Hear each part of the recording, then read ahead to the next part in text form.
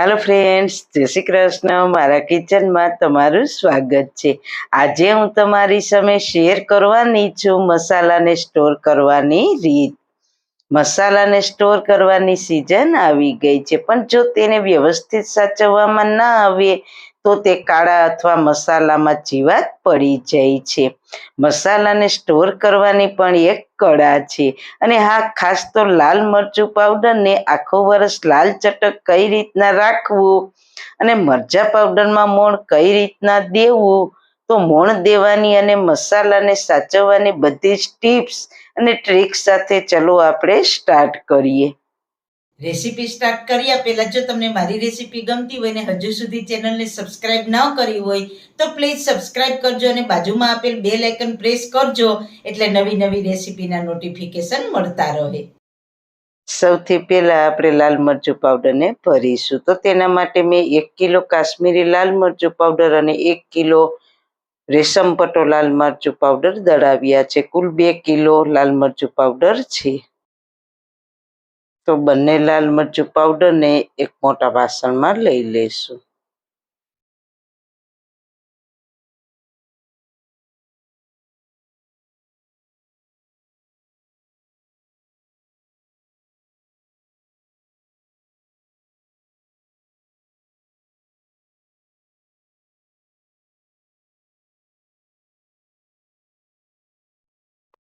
અને પછી તેને એક મોટા વાસણમાં રોટલીના લોટ ચાળવાના ચાળણા વડે આપણે તેને ચાળી લઈશું।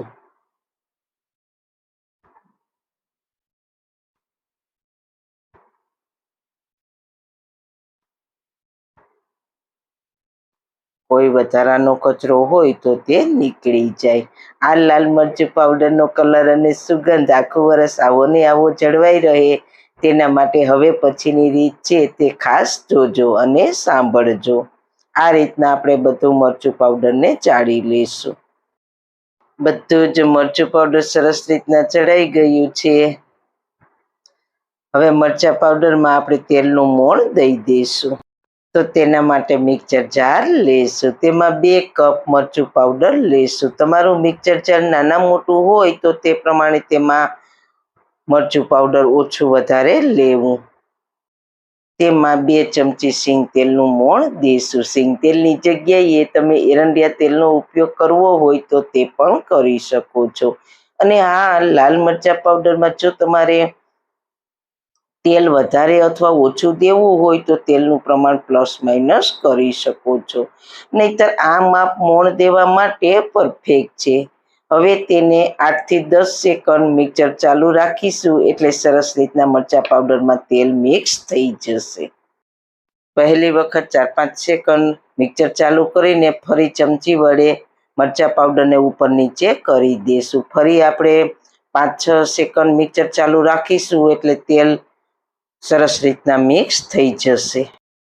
તો તમે જોઈ શકો છો એકદમ સરસ તેલનું મોણ દેવાઈ ગયું છે, કંઈ જ હાથથી ચોળવાની ઝંઝટ વગર। માત્ર 10 સેકન્ડમાં મોણ દેવાઈને તૈયાર થઈ જશે। તો છે ને બાકી લાલ મરચા પાવડરમાં મોણ દેવાની પરફેક્ટ રીત, તો તેને એક મોટા વાસણમાં લઈ લેશું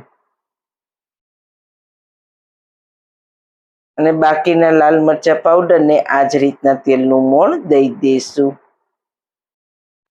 તો તમે જોઈ શકો છો એકદમ સરસ તેલનું મોણ દેવાઈ ગયું છે। લાલ મરચું પાવડરમાં તેલ આપવાનું કામ બહુ જ અઘરું છે। તમે ગમે તેમ તેલનું મોણ આપશો તો પણ તેમાં ગાંઠા રહી જાય છે। તો આ રીતના આપીએ તો બિલકુલ હાથ આપણા તીખા ના થાય, ના ઉડવાનો પ્રશ્ન થાય અને એકદમ સરસ મરચા પાવડરમાં પરફેક્ટ તેલ દેવાઈ જાય। તેલ છે તે મરચા પાવડરમાં પ્રિઝર્વેટિવનું કામ કરે છે। તેલ દેવાથી લાલ મરચું પાવડરનો કલર અને સુગંધ આખું વર્ષ આવો ને આવો જળવાઈ રહે છે। તો તેને આપણે કાચની બરણીમાં ભરી દઈશું। હવે આપણે બધા મસાલા આખું વર્ષ સાચવવાના છે। આખું વર્ષ મસાલા એ જ કલર અને એ જ ફ્લેવરમાં રહે તેના માટે કાચની બરણીમાં ભરવા ખૂબ જ જરૂરી છે। તો કાચની બરણીને મેં ધોઈને કોટનના કપડાથી સરસ રીતના કોરી કરીને તેને તડકે 1 દિવસ તપાવી છે, એટલે તે કીટાણુ મુક્ત ચોખ્ખી થઈ જશે। ભરેલા મસાલા આખું વરસ સારા રહે તે માટે આપણે કાચની બરણીમાં તળિયું ઢકાઈને તેટલું મીઠું નાખીશું. મીઠું તે પ્રિઝર્વેટિવનું કામ કરે છે. મીઠું આ રીતના તળિયે ફેલાવી દેશું એટલે લાલ મરચું પાવડર ખરાબ નહીં થાય. હવે આવો ઊંડો ચમચો લેશું, તેનાથી તેલ આપેલા લાલ મરચું પાવડરને બરણીમાં ભરતા જઈશું. થોડું થોડું ભરતા જવાનું.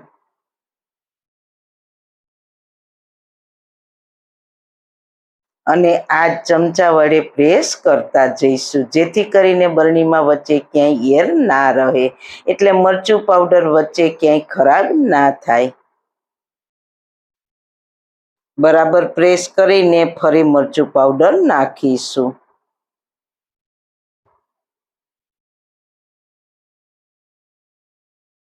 અને ફરીથી પ્રેસ કરીશું.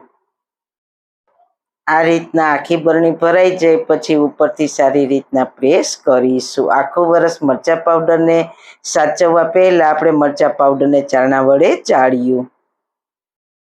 પછી મિક્સરમાં તેલ આપ્યું અને કાચની બરણી લીધી અને નીચે મીઠું પાથર્યું અને ઉપરથી લાલ મરચું પાવડર ખરાબ ના થાય ને તેના માટે આપણે ઉપરથી થોડું મીઠું પાથરી દઈશું અને ઉપરથી લવિંગને પણ રાખી દેશું. મીઠું અને લવિંગ પણ પ્રિઝર્વેટિવનું કામ કરે છે. જો તમારે આ રીતના મીઠું અને લવિંગ ના રાખવા હોય તો મીઠું અને લવિંગની નાની નાની પોટલી બનાવી લેવી અને 3-4 રાખી દેવી. તેનાથી પણ લાલ મરચું પાવડર સારું રહેશે. હવે ઢાંકણ એકદમ ટાઈટ બંધ કરી દઈશું. આ રીતના મરચું પાવડર સાચવીએ ને તો મરચું પાવડર આખું વરસ લાલ ચટક અને સ્વાદ અને ફ્લેવર સાથે આવું ને આવું રહેશે. લાલ મરચું પાવડર ભરાઈ ગયું છે. હવે ભરીશું હળદર પાવડર. તો હળદર પાવડરને કઈ રીતના સ્ટોર કરવું તે હું તમને બતાવીશ. તો મેં અહીંયા 1 કિલો નીલમ મૂળો હળદર દળાવી છે. તો હળદર પાવડરને પણ આપણે તે ચાળણા વડે ચાળી લેશું.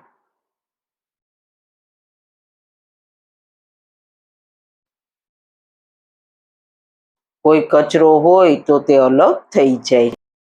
હળદર પાવડર પણ સરસ રીતના ચડાઈ ગયો છે. તો હવે ચાળેલી હળદર પાવડરને પણ આપણે કાચની બરણીમાં ભરી દઈશું. તો આ બરણીને પણ મેં ધોઈને કોટનના કપડાથી સરસ રીતના કોરી કરીને તેને તડકે તપાવી લીધી છે.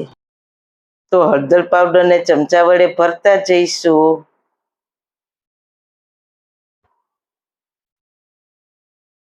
અને પ્રેસ કરતા જઈશું.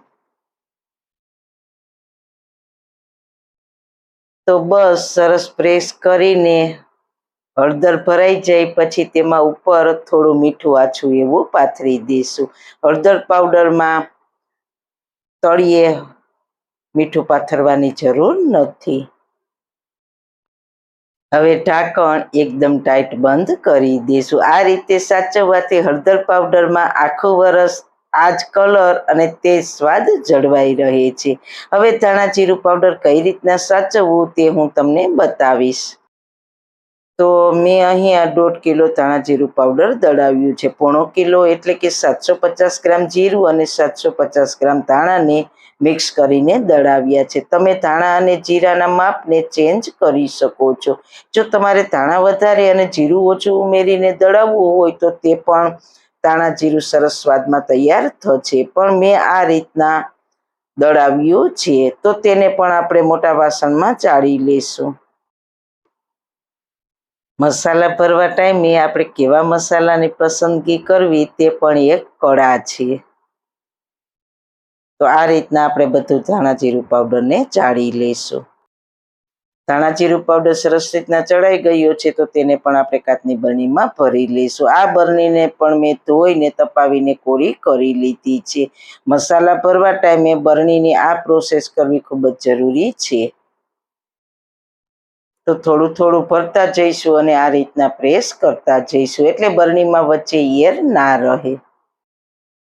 પછી આખી બરણી ભરાઈ જાય પછી ઉપરથી સારી રીતના પ્રેસ કરી દઈશું. ભરાઈ જાય પછી ઉપરથી મીઠાને પાથરી દઈશું, જેથી કરીને ધાણા જીરું પાવડર આખું વરસ લીલા કલરનું અને ફ્લેવરફુલ રહે છે. હવે ઢાંકણ ટાઈટ બંધ કરી દઈશું. તો મિત્રો, વર્ષોથી હું આ જ રીતના બધા મસાલાને આખો વરસ સાચવું છું. તો તમે પણ આ જ રીતના તમારા બધા મસાલાને તમે સાચવજો, એટલે તમારા મસાલા પણ આવા જ કલરફુલ અને ટેસ્ટફુલ આખું વરસ રહેશે અને કાળા પણ નહીં પડે. તો સારું ખાઓ, ખુશ રહો. આવી સરસ રેસીપી જોવા માટે તમારો ખૂબ ખૂબ આભાર. મારી રેસીપીને લાઈક કરજો, શેર કરજો, મારી ચેનલને સબસ્ક્રાઈબ કરજો. ફરી મળીશું નવી રેસીપી સાથે. જય શ્રી કૃષ્ણ.